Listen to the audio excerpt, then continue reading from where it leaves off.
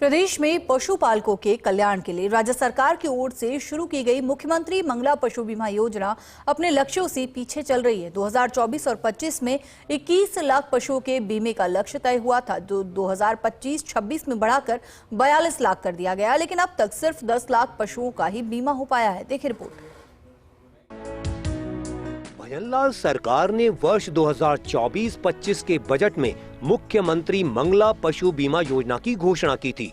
200 करोड़ रुपए के बजट प्रावधान के साथ 21 लाख पशुओं का बीमा लक्ष्य रखा गया था। हालांकि अब तक केवल 10 लाख पशुओं की पॉलिसी जारी हुई है, जबकि पशुपालन विभाग लगभग 20 लाख पशुओं के हेल्थ सर्टिफिकेट जारी कर चुका है। योजना में देरी का मुख्य कारण दो विभागों, पशुपालन विभाग और राज्य बीमा एवं प्रावधायी निधि विभाग के बीच समन्वय की कमी मानी जा रही है। बजट वर्ष 2025-26 में इस लक्ष्य को दोगुना कर 42 लाख पशुओं तक बढ़ाया गया, लेकिन हेल्थ सर्टिफिकेट और बीमा पॉलिसी के बीच का अंतर अब भी बड़ा है। हाल ही में विभागीय मंत्री जोराराम कुमावत ने अधिकारियों को निर्देश दिए थे कि बीमा पॉलिसी जारी करने की प्रक्रिया तेज करें, मगर अभी तक कोई ठोस प्रगति नहीं हुई है। 2025-26 बजट में लक्ष्य 42 लाख पशुओं का बीमा। नए रजिस्ट्रेशन की प्रक्रिया अब तक शुरू नहीं। पशुपालन विभाग ने 80 करोड़ रुपए बीमा विभाग को जारी किए। सितंबर तक केवल 346 मृत पशुओं के क्लेम निपटाए गए। अब तक 76 लाख रुपए की बीमा राशि पशुपालकों को मिली।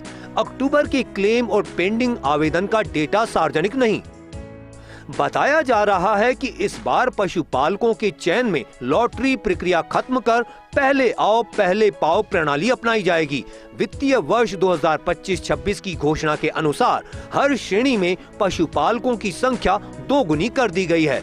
10-10 लाख गाय भैंस, 10-10 लाख भेड़ बकरी और 2 लाख ऊंटों का बीमा किया जाना है, लेकिन अब तक पंजीयन प्रक्रिया भी शुरू नहीं हुई है। विभागीय लापरवाही के कारण पशुपालकों को योजना का लाभ समय पर नहीं मिल पा रहा है। इस योजना में 10.5 लाख पशुओं का ही बीमा कवर हुआ है।